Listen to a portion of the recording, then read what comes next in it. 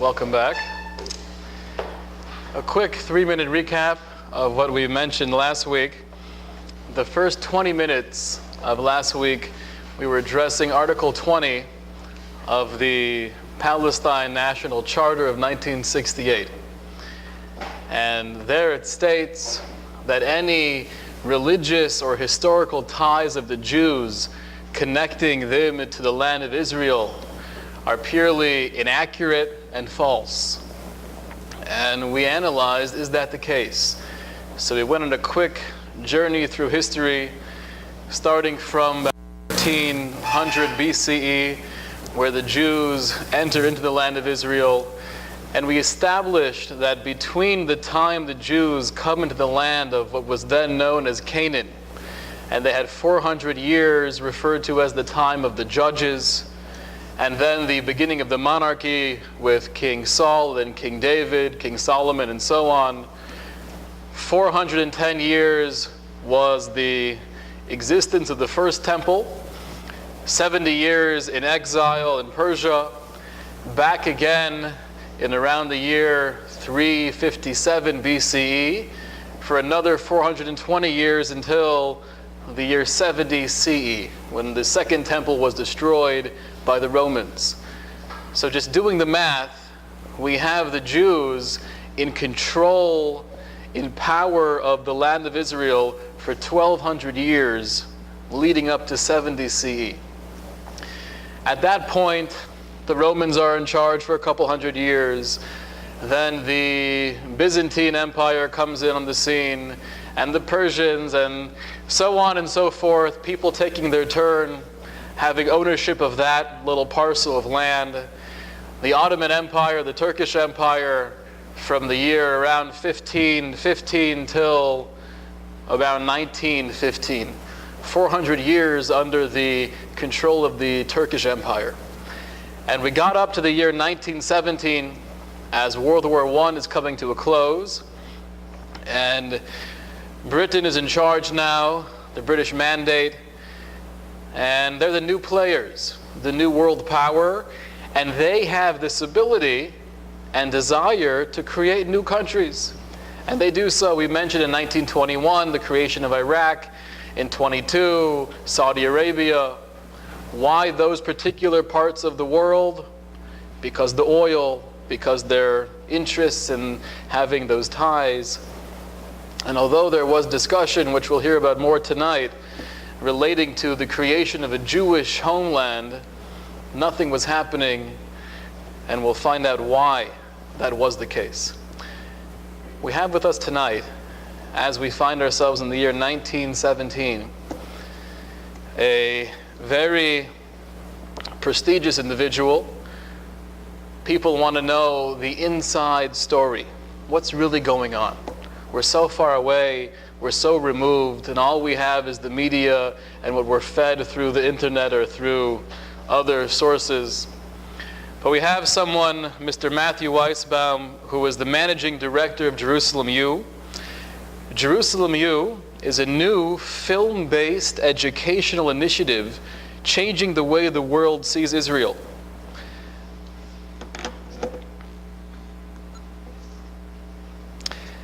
Their recent original film, Israel Inside, How a Small Nation Makes a Big Difference, has succeeded in showing millions of people across the globe an uplifting, inspiring, and accurate face of Israel seldom considered in mainstream media. It happens to be a brilliant idea. Kids nowadays, and when I say kids, I mean anyone under 40, the attention span to be able to sit there for more than 10 minutes and actually receive information is destroyed. The only way, perhaps, and this is what Jerusalem U does so well, is through the medium that they're used to. Show me a movie, make it entertaining, put background music, make it inspiring. I want to feel it, I want to live it, I don't want to read a book. Matthew was born and raised in the United States, and he immigrated to Israel in 2001, where he witnessed firsthand the devastating attacks on civilians during the war of Palestinian terror. He joined Jerusalem U in 2009 to pioneer new systems for Israel education and to show the world the true, vibrant, and creative face of Israel. Whether as a tour guide giving people first-hand knowledge of Israel or as a guest lecturer, Matthew excels at conveying not only the facts, but also the depth and meaning of a host of Israel-related issues. So without further ado, it's really our honor and privilege to have Mr. Matthew Weisbaum address us.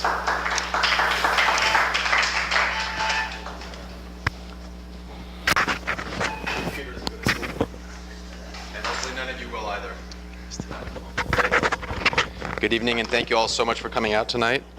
I know there are a lot of things competing for all of our attention, and I'm glad that Israel is close to your heart and you chose to come here tonight to learn more about Israel. It's a very important thing, and I'm glad that you started off with the biblical history of Israel, because that is in fact our foundation, right? The claims against us today are not only that we're colonialist occupiers ethnically cleansing the indigenous people of their native homeland, which is not a refrain I made up. If you go to many college campuses, you'll hear that kind of line being bandied about, or at the United Nations. But they claim that, in fact, we have no historical claims to the land of Israel, which reminds me of a little off-color joke that there's 3 archaeologists sitting around at a conference, and the German archaeologist says, in Germany we dug 100 feet down and we found copper, which is proof that the Germans invented the first telephone system. The other archaeologists go, very impressive, very impressive. So the Spanish archaeologist says, you know what, we have even better in Spain. We dug down 200 feet and we found glass, which is proof that the Spaniards invented fiber optics. Everybody nods their head, very impressive, very impressive. Palestinian stands up and says, in Palestine, we dug down 300 feet and we found nothing, which is proof that the ancient Palestinians developed cell phones, right? If you dig down into our history and you dig down into the past, one of the glaring realities staring us all in the face, as Rabbi Light ran through tonight briefly the history from 1300 BCE all the way through to 70 CE and up to 1917, is that there has never been in the history of the world a sovereign state called Palestine. Not after 1948, not after 1967, and only after Oslo did the Jewish state of Israel create an entity called the Palestinian Authority that had some authority and autonomy in a new area. Today, when people call for Israel to get out of the occupied territories, which is a term thrown around all the time, occupied by whom? There has never been a nation state of I'm not talking about what they should do or policy. That's for each person to come to their own conclusions on. But it's important that we understand, because trying to walk in 2014 and create peace between the Israelis and the Arabs is like walking into a room of 2 people without the proper context. It's like walking into a room, finding 2 people fighting, and giving them equal punishments and consequences for being involved in a conflict. Well, what if one of those 2 people is fighting for his life? Does he have to suffer the same consequences as the aggressor? Certainly not. That wouldn't be justice. So what we're going to look at tonight is starting after World War I, which this is the 100th anniversary of World War I this year, 2014, what created the legal entity that we now refer to as the State of Israel, and how have the borders been shaped and changed to the extent that we now look at the maps and see what we see. In just a moment, we're going to watch a 30-minute film called Creation of a State, which is going to talk about what began before the state was founded and what led up into and including 1967, which created the borders as we know them today. But first, I want to point out something very important. What gives any nation state its legitimacy? Why is France legitimate? Why is Saudi Arabia, or Egypt, or Iran, or Pakistan? What makes any one of those countries legitimate? Throw them out. There's lots of different reasons. Historical claim, the indigenous people, they've always been there, right? Like in Egypt, right? Nobody claims that Egypt's not, a nation state. They've thousands of years, the pyramids, right? What about wars of conquest? That's how most of the boundaries of the world as we know them today, I said conquest, deliberately, not defense, wars of conquest. The nation states and the territories that we know them today are largely a result of wars. Peace treaties and boundaries and discussions that have resulted in mutual recognition of different boundaries is another way, and international law is another way. The nation state of Israel is as legitimate if not more so, than every other nation state in the world, because it was formed in the same way that all of those other ones were as well. In fact, after World War I, when the Allied powers carved up the Middle East and couldn't have done a worse job, literally, I mean, if you really sat down and you said, how are we going to screw things up for our great-grandkids in 100 years from now, this is what you'd come up with, what we have today, right? They divide along around these nation states with whoever was going to be loyal to the British or the French or whoever was in charge of dividing up that territory, with total disregard for the ethnicities and religious differences amongst the populations in those areas. In Iraq, for example, you've got the Kurds, the Sunnis, and the Shiites. It's a perpetual civil war now, because these are populations that will never sit down under one flag. And this is what we're dealing with in the Middle East. And the same realities, national, legal, international, legal realities that created all of the modern states of the Middle East also created Israel. There's a term, who's heard of the San Remo Conference? Great, we've got it, okay, good. So the San Remo Conference is the basis of the legitimacy of the modern state of Israel. It was after World War I when the Allied powers got together and in a place called San Remo, and they gave the authority to the British to administer what would be called the British Mandate, with the clear stated intention of that being the designated area for the Jewish people. I'm going to show you what that area looked like.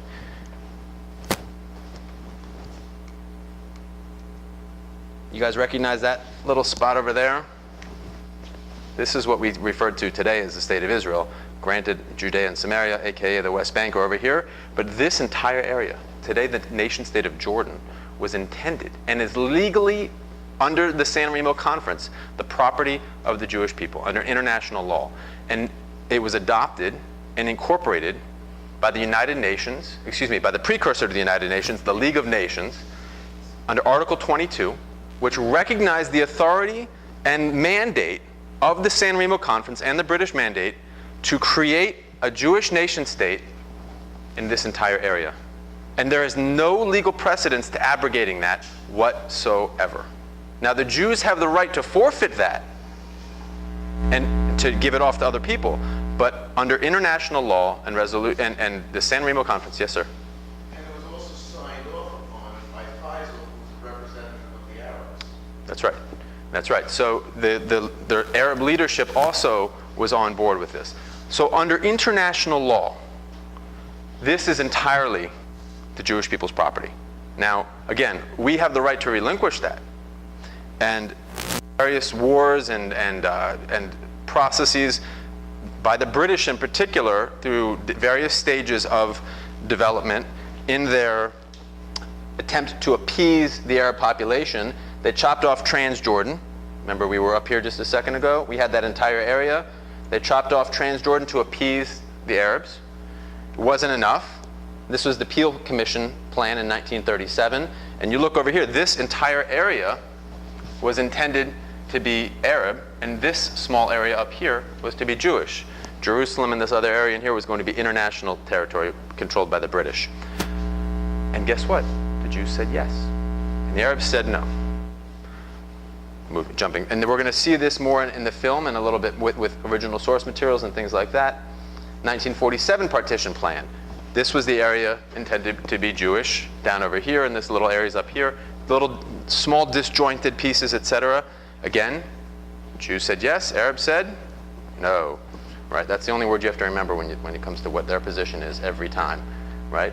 And then as a result of the end of the 1949 War of Independence, when Israel declared independence, along these lines, as it was afforded to them by the United Nations General Assembly partition plan, which again was abrogating international law under the San Remo Conference, but the Jews still accepted along these lines.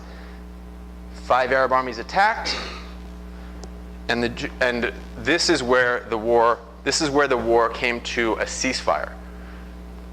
I like to say, just a little anecdotally, I'll just take 30 seconds and say, there haven't been multiple wars in Israel. It's been one long war, because the Arabs have never stopped attacking us. You know, the state of Israel is still technically in a state of war with Iraq, which is one of the countries that attacked us at our formation. So if there's never been a peace treaty, when did the war end? We signed a treaty with Egypt and Jordan, but nobody else. Right? So this is what ended up in 1949. Very important point to notice is that when people talk about 1967 borders, today we're involved and there's a lot of international negotiations and pressure on Israel to go back to the 67 borders. It's a misnomer. The 67 borders were created in 1949 when the Arabs tried to destroy the state of Israel. And these are the borders that were formed then. In this area here, Judea and Samaria, also known as the West Bank, because it's the west bank of the Jordan River, was what wound up after 1949. After 1967, which we'll talk more about as well, Israel expanded to all of these areas in a war of self-defense. Under international law, precedent is that in a war of self-defense, if you conquer territory from your aggressor, you have claim to that land. So Israel technically had the rights to all of these areas. It made a peace treaty with Egypt and gave back the Sinai. It asked Jordan not to intervene in the Judea and Samaria West Bank, but they did it anyways. And now we are today where we are. So we're gonna now watch a 30-minute film that's gonna take us through some of these other things. After that, I'll give you a summary of the film. We'll take some questions and have a little more of a discussion about it. Anything before I get started on the film? No? Great.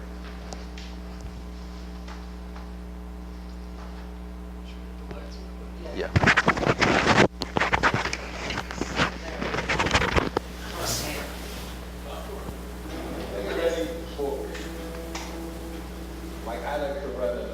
Or War and Peace. And imagine trying to understand what's going on if you only read the last 5 pages. To understand the last 5 pages, you have to understand the story as a whole. To understand who we are, we have to know where we came from. So to understand the contemporary state of Israel, we've got to go way back to the first recorded syllables of Jewish time. From that date to this, 4,000 years, we have been on a journey with one destination only, the land of Israel. You cannot understand who we are or what Israel is without reading the whole story, the most remarkable story in the annals of war's history.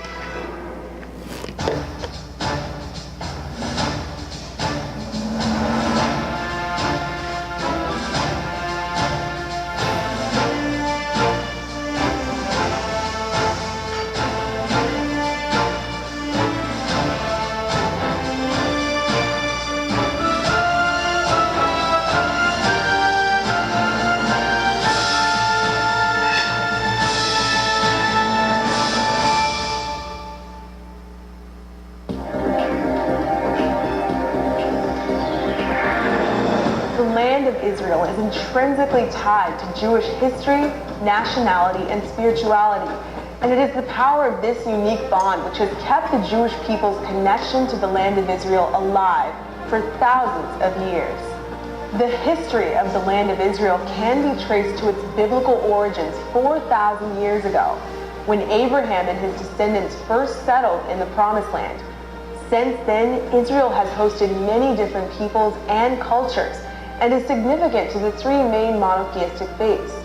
But the Jewish people's connection to this land, the most long-standing of any, has remained firm over thousands of years of wars and exiles. In the 20th century, the Jewish longing for their homeland finally gives birth to the modern state of Israel. Let's journey forward in time to look at the years surrounding the establishment of the state of Israel, from the beginning of the British Mandate to Israel's 1948 War of Independence and the 1967 Six-Day War.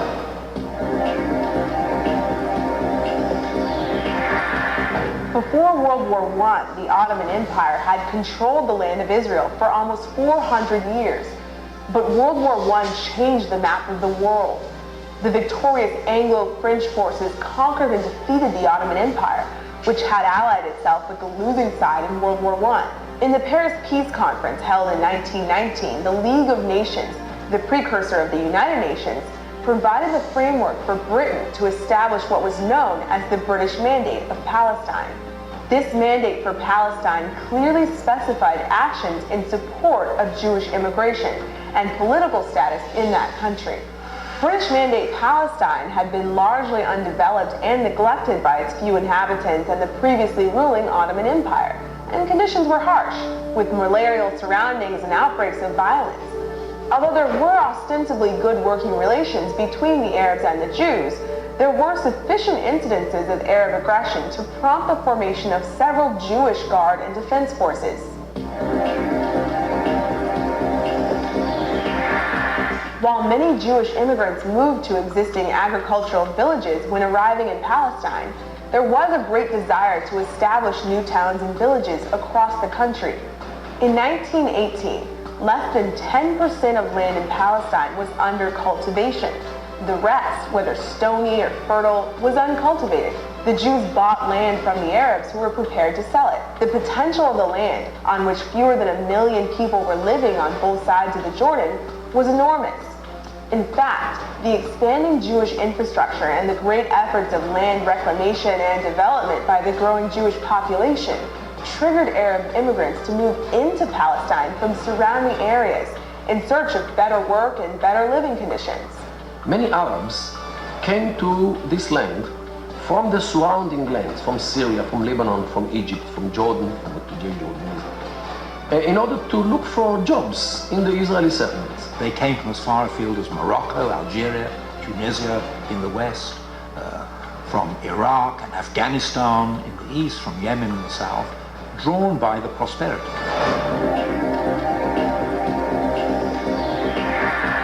In response to Arab pressure, in September 1922, the British government presented a memorandum approved by the League of Nations that split the Mandate of Palestine into two separate administrative areas. Technically, there remained one mandate, but most official documents referred to them as if they were two separate mandates.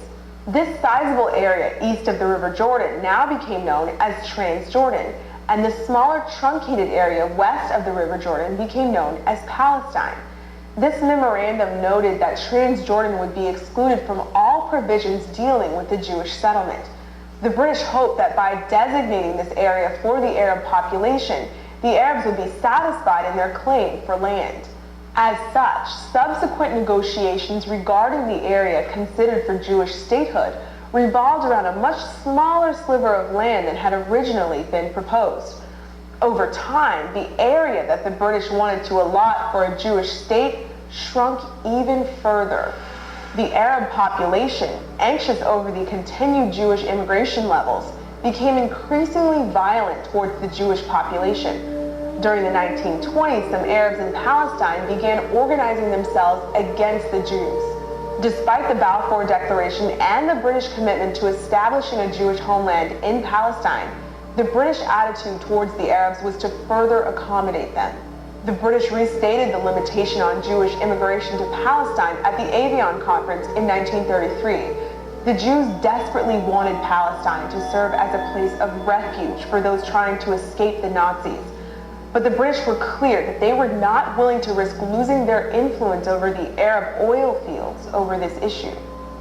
Some Zionists felt that the British had broken promise after promise to establish a Jewish state, that they had openly sided with the Arabs on the immigration question, abandoning millions of Jews to certain death, and that the only option remaining to the Jews was to be much more proactive militarily to force the British into leaving Palestine and creating a Jewish state.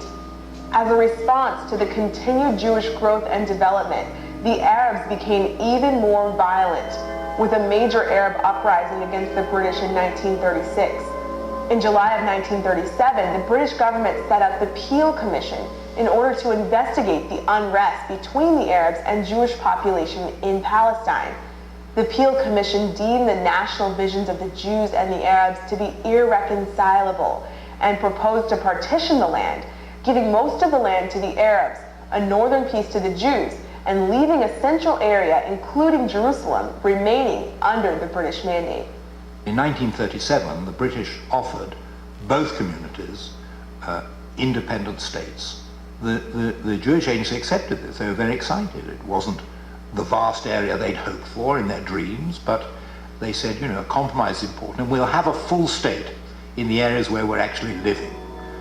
But the Arab leadership, led by Hajj Amin al-Husseini, the Mufti of Jerusalem, who was a violent anti-Semite and totally opposed to any form of Jewish settlement in the land, he rejected it, much to the distress of many moderate Arabs who wanted to accept it, Despite British attempts to appease the Arabs renewed their attacks on the British and intensified their attacks on Jews.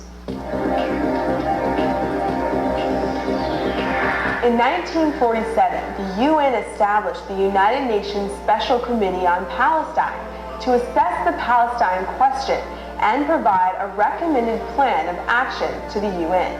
Although a significant portion of land had already been severed to create an Arab country, Jordan, the committee proposed another land partition plan which would divide the remaining area of Palestine between the Arabs and Jews. The countries neighboring Palestine, including Syria, Lebanon, Iraq, Saudi Arabia, Yemen, and Jordan, had recently been formed by British and French mandates, and at this stage shared a total land area of over 1 million square miles and a total population of more than 14 million. Compared with this, Palestine from the Mediterranean to the River Jordan was 10,500 square miles, equal to less than 1% of the Arab territories, with a population of 1,140,000 Arabs and 517,000 Jews. The UN land division was to be based on the demographic reality within Palestine. Areas with a majority Jewish population would go to the Jews, while areas with an Arab majority would go to the Arabs. According to this UN plan, even though Jerusalem was majority Jewish, it was to be placed under international control. After nearly 3 months of negotiations, Jewish international lobbying for the resolution, and Arab outcry and threats against it, Resolution 181, calling for the establishment of a Jewish state and an Arab state side by side in Palestine, was finally put before the UN General Assembly. Jews around the world listened closely to their radios as the votes were tallied. United Kingdom, abstain.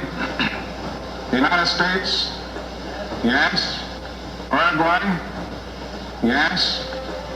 Of the 56 nations voting, 33 nations voted in favor of the plan, including the United States and the Soviet Union. 13 mostly Arab nations voted against the plan, and 10 nations, including Britain, abstained. The resolution of the DAC Committee for Palestine was adopted by 33 votes, 13 against, 10 abstentions. Jews all over the world rejoiced. The Jewish dream of independence that had burned in the hearts of so many for so long would finally come true.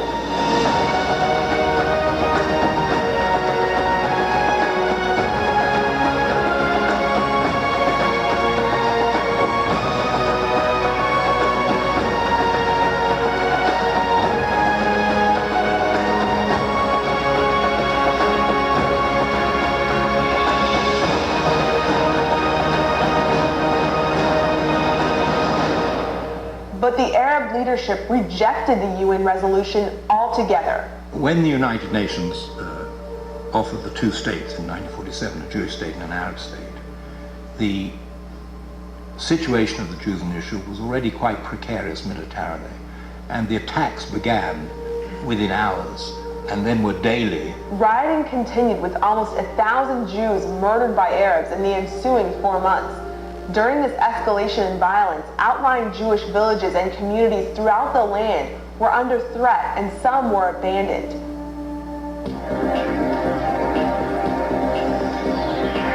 On the last day of the British Mandate, May 14, 1948, the British lowered their flag, and immediately the Jews raised their own.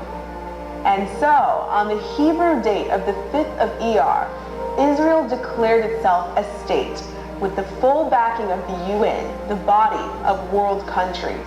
After 2,000 years, the land of Israel was once more a sovereign Jewish land. David Ben-Gurion read the Declaration of Independence, marking the culmination of a political process of negotiations and representing a major event in world history. No nation in the world had ever returned to its homeland after exile, and the Jewish people had done it twice. Once after the Babylonian exile, and now again, after thousands of years, against all the laws of nature and history, the Jews had returned. The state of Israel that was declared was to be a homeland for the Jewish people, and a sympathetic state for all its citizens. All Arab residents of Israel were granted citizenship, and Arabic was declared a national language alongside with Hebrew and English. This demonstrated a clear commitment to a multi-ethnic population. It was remarkable that ancient Hebrew was revived as a national language, able to facilitate modern-day expression, something that has never been done in world history. The jubilation of the Jews was tempered by the certain knowledge that a full-scale Arab attack was imminent. During this buildup of hostility in the region and prior to declaring statehood, Israel had made efforts to prepare to defend itself. It was clear that its neighbors were preparing for a military onslaught, assembling trained and well-equipped forces 20% larger than the massively under-equipped and largely civilian forces of the Israelis.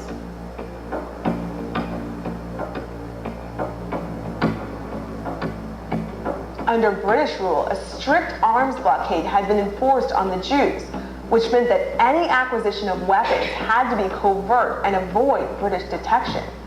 As a result, at the outbreak of war, Israel was completely under-resourced and could not even equip each soldier with a gun. Yitzhak Rabbi later wrote, "It goes without saying that there was not one anti-aircraft weapon, not to mention armor, air or naval force, nor were there any means of land transportation. In view of this stock of arms, talk of facing up to the regular Arab armies sounded like lunacy." It was only after the British left that the Israeli Defense Forces were no longer restricted and were able to import planes and heavy weapons into Israel. Just 3 years after the European Holocaust, the nascent Jewish state faced a choice of victory or elimination, facing a battle for existence against the surrounding Arab nations who were calling for Israel's total destruction. According to all the conventional rules of warfare and logic, Israel was outgunned, outnumbered, and doomed. With an ad hoc army of immigrants and refugees who were facing trained armies, the situation was dire. There was no international outcry or condemnation of the Arab invasion of Israel, and it seemed impossible that the Jewish state would survive. The cause of the 1948 war was an attempted genocide. And you don't have to believe me, listen to the Arab leaders. They called for a genocidal war. They called for the murdering of the Jewish people who then lived in the newly established state of Israel. It was an attempt to destroy the state and to kill its people and to drive the Jews into the sea. The war lasted almost a year, and against all the odds, Israel was miraculously victorious, emerging from the 1948 War of Independence having valiantly defended itself and even gained vital territory. When a ceasefire was declared in 1949, not one Arab country in the world recognized Israel, and many continued to maintain an official state of hostility towards the new country for years to come. The military armistice lines that were established in the 1949 Armistice Agreement became the temporary borders. They became known as the Green Line after the color of the line drawn on the map by negotiators. During the war, in order to establish defensible borders, Israeli forces had entered the northeastern corner of the Sinai Peninsula. Following British and American pressure, Israel ceded that land to Egypt, and Sinai, together with the Gaza Strip, were handed over to Egyptian control. Egypt never annexed the Gaza Strip, but instead treated it as a controlled territory and administered it through a military governor. During the war, Jordan took control of the West Bank of the Jordan River. Jordan later annexed the West Bank in the face of Arab League disapproval. Under Jordanian rule, Jews were forbidden entry to the old city of Jerusalem and banned from visiting their holiest site, the western wall of the Temple Mount. Despite the fact that the West Bank was in Jordanian hands and Gaza under Egyptian military rule, there were no calls for recognition of Palestinian Arab sovereignty in either of those areas, and no agitation by any group of people called Palestinians claiming autonomy and rights over that land. Egypt and Jordan did not grant sovereignty to the Palestinians in the territory they had conquered, even though these were the actual areas that in 1947 the UN declared should become an Arab-Palestinian state. After the 1949 armistice, despite the expulsion of the Jews from Arab territory, Arabs were allowed to remain living in Israel and were offered Israeli citizenship. They were referred to as Israeli Arabs. The Arabs who lived in the Gaza Strip under Egyptian rule were not offered Egyptian citizenship and were kept under oppressive rule.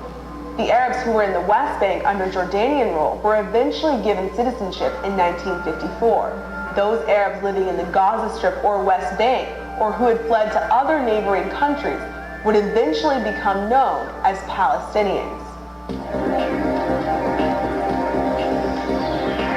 One of the most frequent and unfortunate byproducts of war is the creation of refugees. There were literally millions of refugees and displaced persons in the aftermath of the Second World War. In the Middle East, as a result of Arab hostilities between 1945 and 1949, 700,000 Arab refugees and 850,000 Jewish refugees from Arab countries were created. There was huge pressure on the embryonic state of Israel to absorb large numbers of Jewish refugees and immigrants, physically by providing shelter, economically by providing jobs, and also by facilitating social cohesion between disparate groups. However, there was no parallel effort on the part of the Arab world to absorb the Arab refugees, and unfortunately, their refugee status has been perpetuated to this day. Regular attacks perpetuated against Israeli citizens by infiltrators crossing the Jordanian, Lebanese, Syrian, Egyptian, and Gazan borders became an increasingly common occurrence, with ongoing fatalities. Mortars rained down on northern towns in Israel. There were artillery skirmishes and incidents of aerial combat. In May 1967, Egypt, Syria, and Jordan coordinated a significant military buildup along Israel's borders. Their government leaders were publicly calling for the destruction of Israel. Jordan moved American-supplied tanks into the Jordanian-controlled West Bank, which violated the American conditions for supplying those weapons. The Egyptians expelled the United Nations peacekeeping force in Sinai, moved forces into the demilitarized peninsula, and blocked Israel's access to the Red Sea. Blockading a port is an act of war, according to international law, and directly contradicted the terms of the post-Sinai campaign agreement. The Egyptian President Nasser repeatedly promised large-scale attacks on Israel, accompanied by calls to wipe Israel off the map and drive its inhabitants into the Mediterranean Sea. These kinds of messages were widely supported across the Arab world. There was a flurry of diplomacy to see whether this crisis could be alleviated with negotiations. Israel was anxious to avoid a hostile worldwide response to any preemptive action it would take, despite facing an imminent attack on 3 fronts. During May, it became increasingly clear that unlike the external support that Israel received from England and France in the 1956 Sinai campaign, there was to be little or no international commitment to relieving the siege or blockade that Israel faced. Israel's military position was precarious.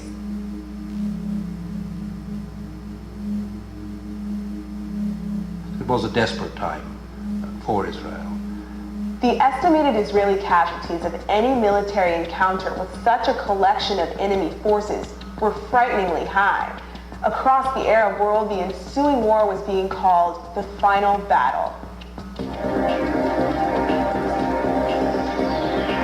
On the morning of June 5, 1967, Israel launched preemptive military action against these threats. The Israeli Air Force first attacked and destroyed the Egyptian Air Force, and then later that day, after Syria and Jordan had launched attacks against Israel, the Israelis attacked and destroyed the air forces of those 2 countries as well. The Israeli government pleaded with the Jordanians not to attack and said, if you don't attack, you will retain control of the West Bank. It's absolutely secure, we won't attack you. But the Jordanians were inspired, if you like, by Colonel Nasser of Egypt to attack. The Jordanians opened fire across our entire front. They moved their army into the West Bank. They moved their ground forces beyond the 1949 armistice lines and threatened Israel. and therefore Israel moved into these territories in a war of self-defense. Israeli ground forces then defeated the armies of Egypt, Jordan, and Syria. It was again an attempt at genocide. Just listen to what Nasser and the other Arab leaders said. They wanted to destroy the Jewish state and the Jewish people. Israel, through its brilliant intelligence, had advance notice and engaged in a perfectly lawful preemptive attack and destroyed the Syrian and Egyptian air forces on the ground. It was consistent with Jewish law. If there was ever a rodef, a concept of somebody who was trying to kill you, kill them first, it was the Egyptians and the Syrians. No civilian casualties, virtually none during the Six-Day War. All Israel did was attack military targets, attack the air forces, and they won a clean, wonderful victory, and in the process they captured land which was being used to attack it. Incredibly, by June 11th, just 6 days later, the Arab forces had been defeated and all parties accepted the ceasefire outlined by the United Nations Security Council, Resolutions 235 and 236. The Israeli casualties of war, far from Israel's anticipated heavy estimates, were quite low. This was an unexpected and shocking victory that went against the odds of history and warfare. This swift and decisive military action by Israel resulted in more secure and unexpectedly larger national borders. It had become clear from the constant violence on all of Israel's borders that led to the Six-Day War that Israel's existence required defensible borders to withstand the continuous onslaught of attacks by the surrounding countries. And thus, Israel gained control of the Sinai Peninsula, the Gaza Strip, the Golan Heights, and the West Bank, including East Jerusalem. The Israeli government immediately sent out feelers to try to get a negotiation to return the West Bank to Jordan and to have a peace and to end this state of war. Israel's desire to negotiate and secure peace in the region was met with the emphatic rejection of the Khartoum Resolution of September 1967. This was issued at the conclusion of a meeting between the leaders of 8 Arab countries following the Six-Day War. The resolution called for a continued state of war with Israel and what became known as the 3 no's of Arab-Israel relations at the time. No negotiation with Israel, no recognition of Israel, and no peace with Israel. The borders commonly referred to as the 1967 borders are actually the borders established at the end of the 1948 war. From 1948 until 1967, the areas of Gaza and the West Bank were under Egyptian and Jordanian control, neither of whom were interested in supporting the new concept of a Palestinian state. And even proponents of a Palestinian state did not suggest that these areas should be made independent until they came under Israeli rule. They had no sympathy for Arab independent status, Arab national status on the West Bank and in Gaza. It didn't interest them at all. They had been the occupying powers, Jordan in the West Bank, Egypt in Gaza, since 1948. Even though Israel had been victorious at war, the Security Council of the United Nations, in an unprecedented move, adopted Resolution 242 in November 1967, outlining the Land for Peace formula. This called for the establishment of a just and lasting peace between Israel and her neighbors, based on territorial compromise by Israel. In return for territory, Israel's neighbors would end all states of belligerency and respect Israel's sovereignty and right to live in peace within secure, recognized boundaries. This resolution would be the foundation upon which Israel later gave Egypt the Sinai Peninsula in exchange for peace, and negotiated peace with Jordan as well. Israel would also attempt to obtain peace with the Palestinians, though asking for acceptance of Israel's sovereignty and right to live in peace and security has proven difficult over the years.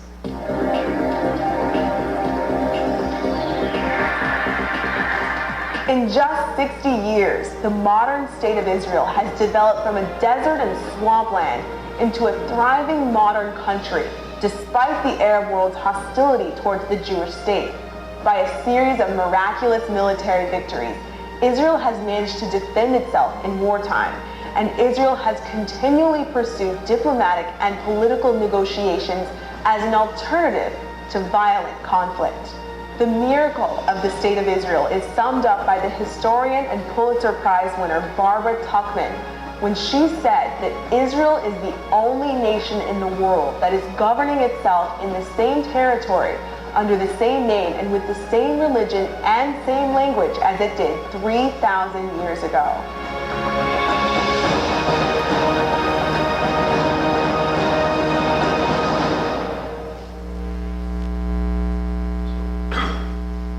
Obviously, there's a lot of information to absorb.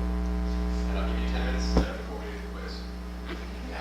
I'm going to give out cheat sheets. There will be no quiz, but there are summaries of what we just watched for each of you to be able to take home and to be able to review so that you can kind of put them up on your fridge. I want to do a couple of different things.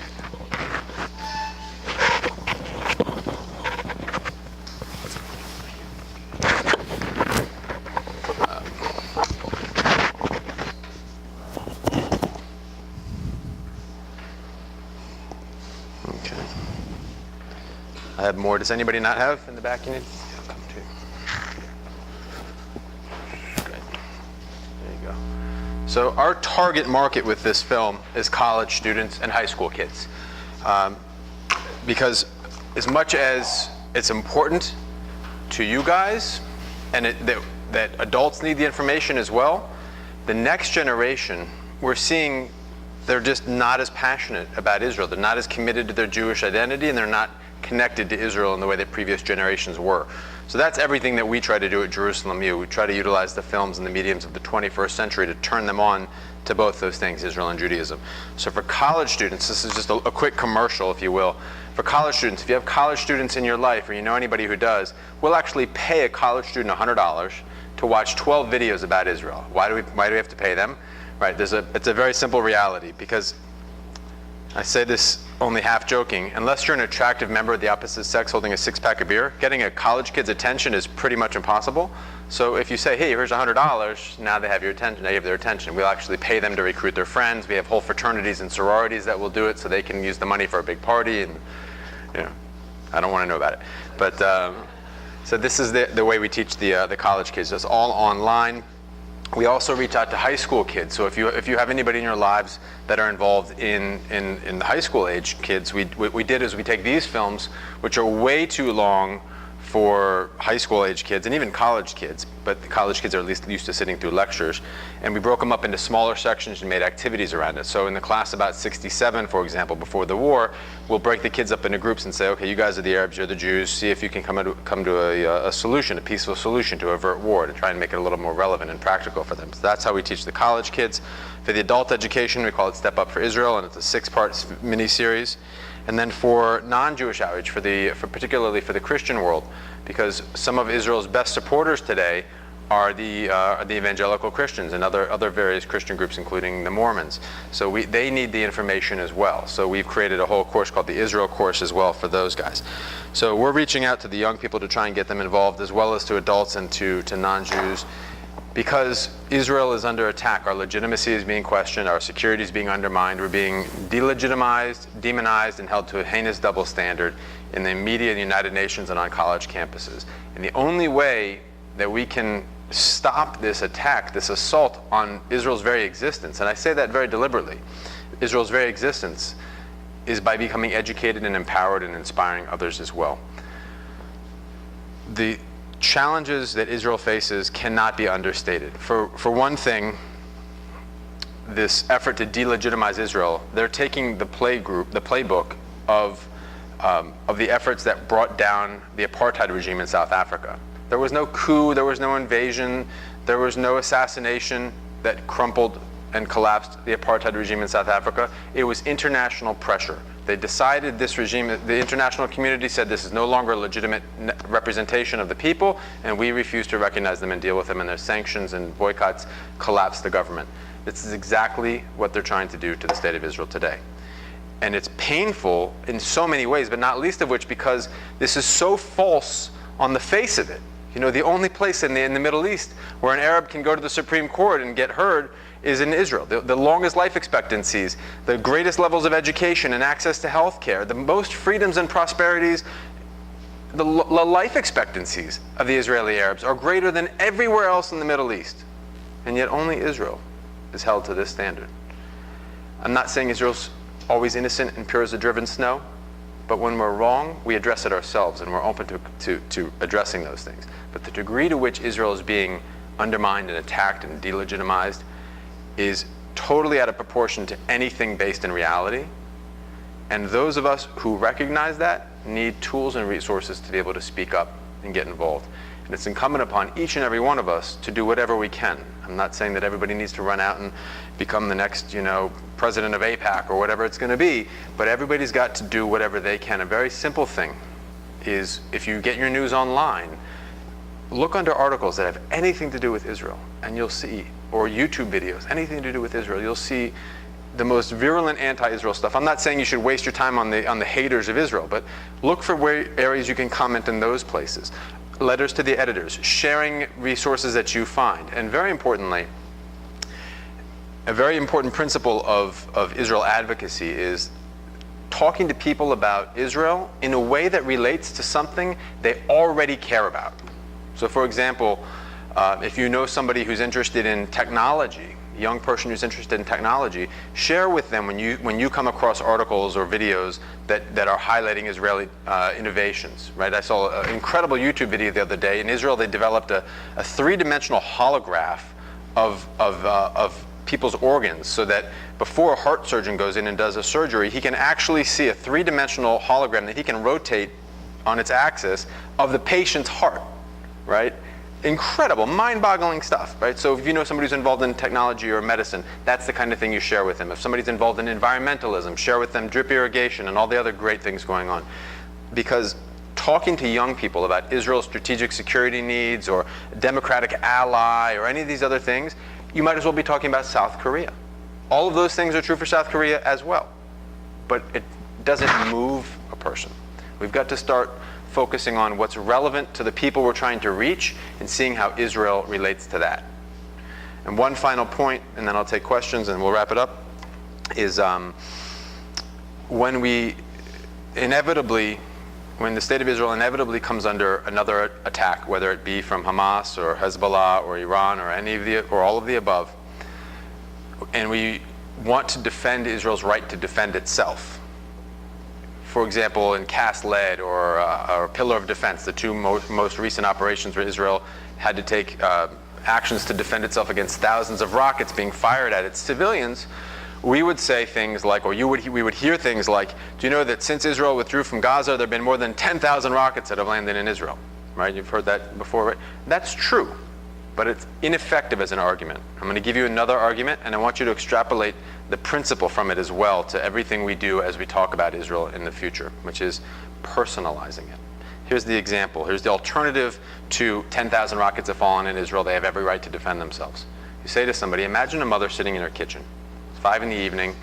She's got a 2-year-old in a high chair. She's got a 5-year-old on a big wheels out in the front yard, and she's got an 8-year-old upstairs on the computer. All of a sudden, a siren goes off. It's a code red. She has 15 seconds to make it to her secure room, to the bomb shelter that every Israeli must have in their home. She can't get all 3 kids and get into that bomb shelter in 15 seconds. It's impossible. Which kid does she hope makes it there on their own? What do you tell that mother?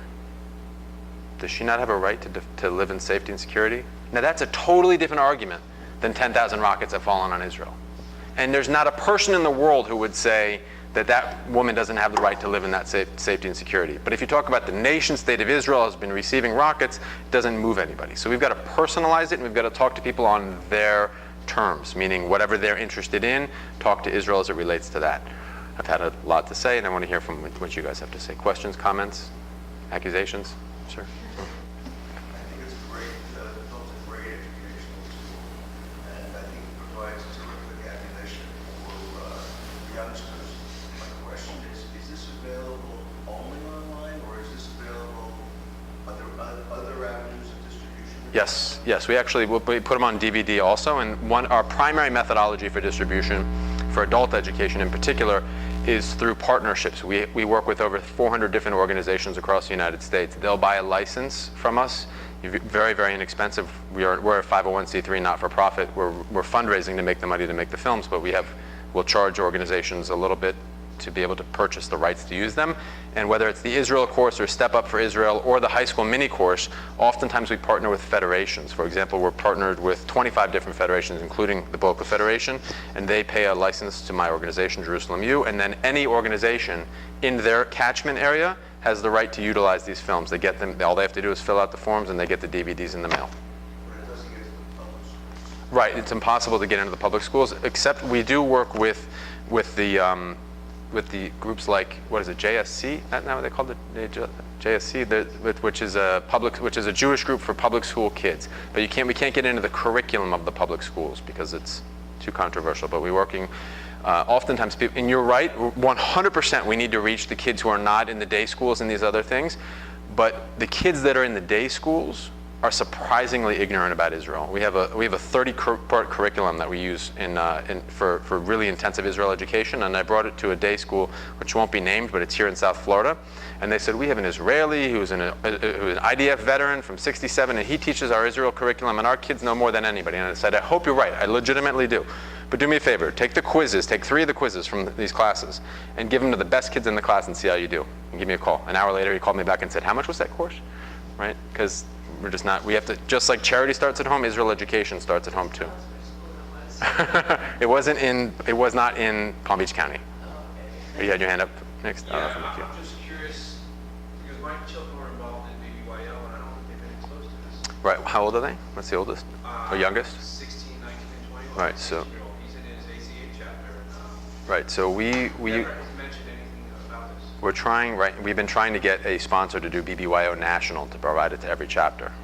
Okay. Right, so we haven't gotten to You it. made a statement earlier about that the current youth or college segment is not as knowledgeable about Israel. Can you clarify that? Sure. So they're not connected to Israel, meaning it means less to them than it does to previous generations. An example of that is, and now this is the statistic I'm going to give you is going to be shocking, but it's 7 years old now, and the numbers have gotten better, but it's still really bad.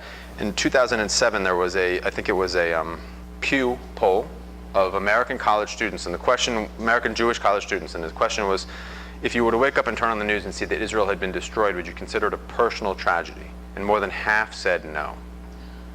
Right, now it's down to about 25 or 30% right now. So that brings to question, birthright has had a big impact in that regard, because if they've never been there and their parents are not connected from it, which is also a function of the general disconnect of the Jewish community at large from Judaism and from Israel, right? If somebody's raised in, I was personally not raised in a religious or Zionistic family, and the rest of my family, I actually have a cousin who supports the Palestinian cause, and it's one thing to support the Palestinians, it's another to be anti-Israel, and he believes that the Israelis are the bad guys in this whole capacity. So that is, that you combine an ignorance with an anti-Israel sentiment amongst many college professors and on many college campuses, including what happened here at FAU in October and last spring, right? And you see the young Jewish kids are saying, I don't necessarily know what's going on, because if they haven't been exposed in a positive way, they're seeing this and they're either embracing it as truth, and a lot of the leaders of the anti-Israel movement are Jews, or they're saying, I don't want to get involved in this, and they kind of like, so to speak, hide the proverbial kippah from their community because they don't want to be accused. I've got a donor who called me up in a panic because one of her neighbor's granddaughters wasn't coming up for Pesach in protest for the way that Israel treats the Palestinians. Well, how are you tapping into the collegiate or the universities? Right, so there's a few different things we're doing. The film Israel Inside How a Small Nation Makes a Big Difference. I don't know if you saw that one or not, so I'll give you a copy.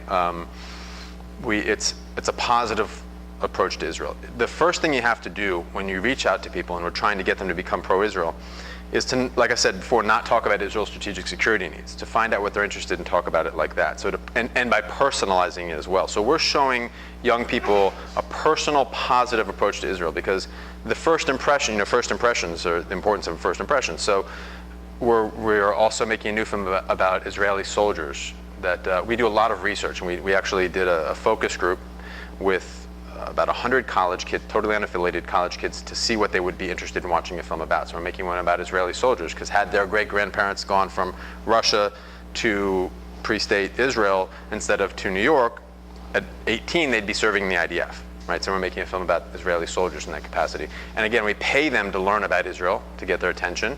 And we train activists, and we work with, we're on 300 different college campuses, not with personnel, but with students who have taken at least one of our film series to do these things, to try and educate them. Yes. Oh, for the college kids, yeah, I'll give you a flyer on that. It has the, yeah, my pleasure.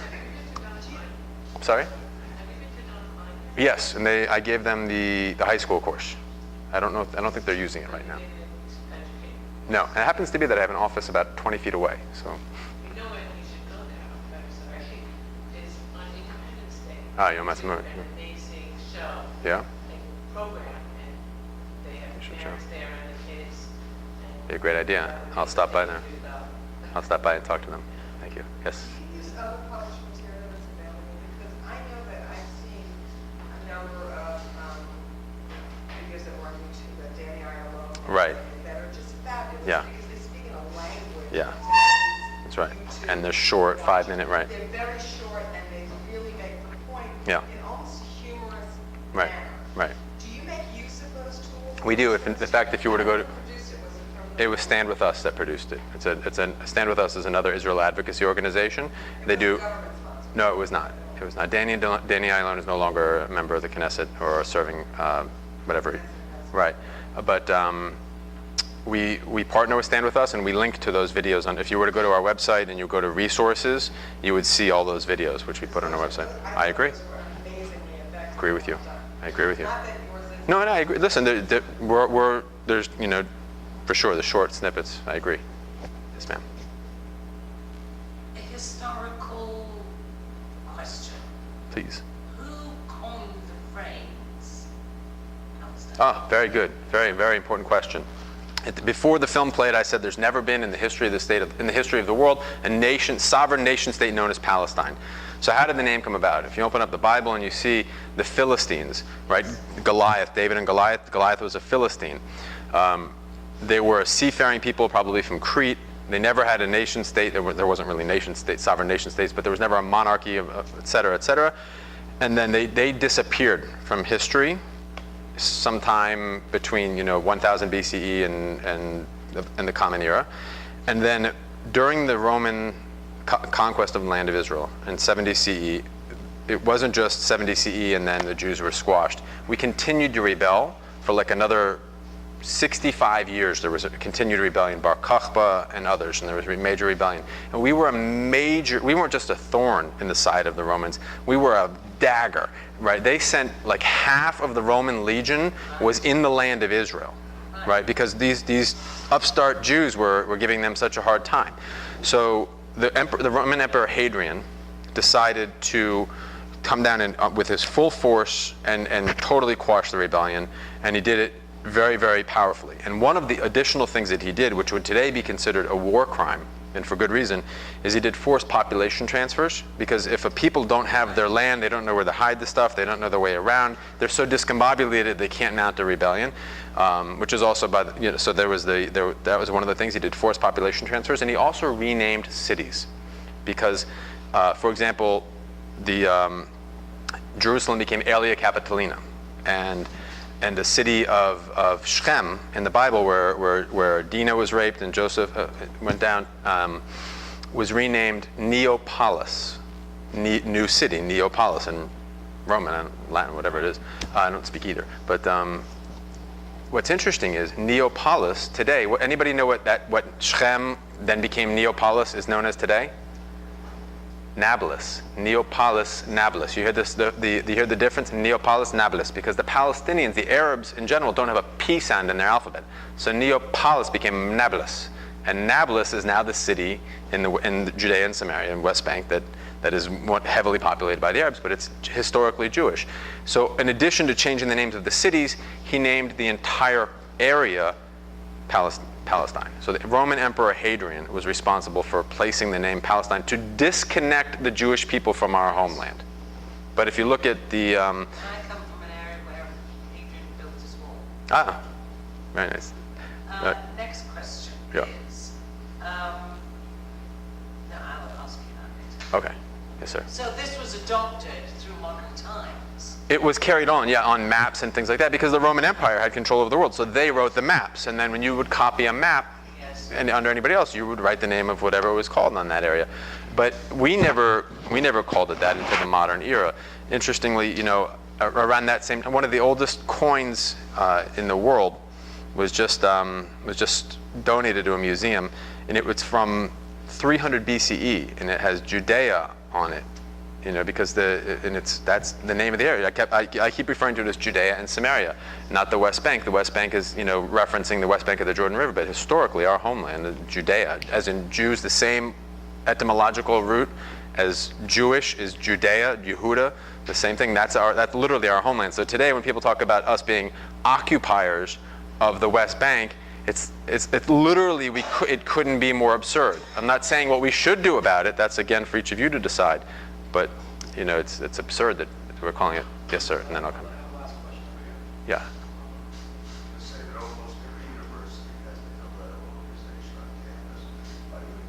Yes, we have a national partnership with Hillel and with Birthright.